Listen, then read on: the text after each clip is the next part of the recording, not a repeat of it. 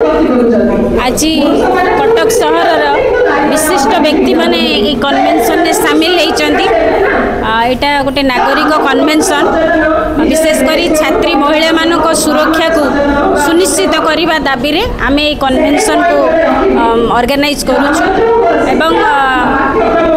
छात्री महिला मान जो बार बार निर्यातना घटुची, यौन निर्यातना होउची, अत्याचार घटुची सारा देश में प्रति घंटे शह शह महिला अत्याचार होउची। छात्री मानकर कैंपस रे सुरक्षा ना, तेणु आम सरकार को कन्वेंशन माध्यम दाबी जनाऊँ जे अश्लीलता नग्नतार प्रचार प्रसार सोशल मीडिया बंद करा जाऊ, गणमाध्यम बंद करा जाऊ, अश्लील सिनेमा संगीत साहित्य को निषिद्ध करा जाऊ, मद मादक द्रव्यर प्रचार प्रसार बंद करा जाऊ। तेणु यही दाबी आम आज ये कन्वेंशन माध्यम सरकार को करूँ, जहाद्वारा यौन उद्दीपक जो सब घटना मान घटुची, युवक माने पथभ्रष्ट होती रक्षा करा जाई परिबो एवं समाज को उभय नारी पुरुष आगे नहीं पारे।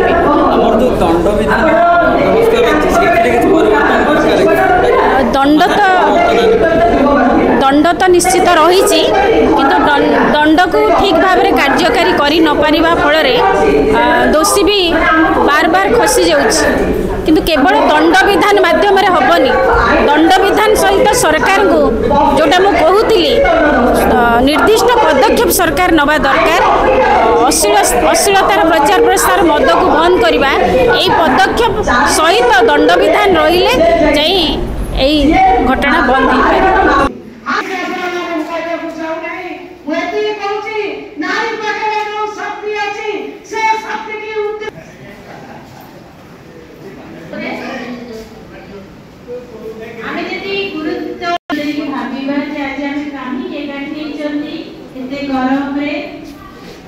निज निजर कौटना कौटी कम छाड़ी निश्चित भाव आम निरवता रक्षा करवा।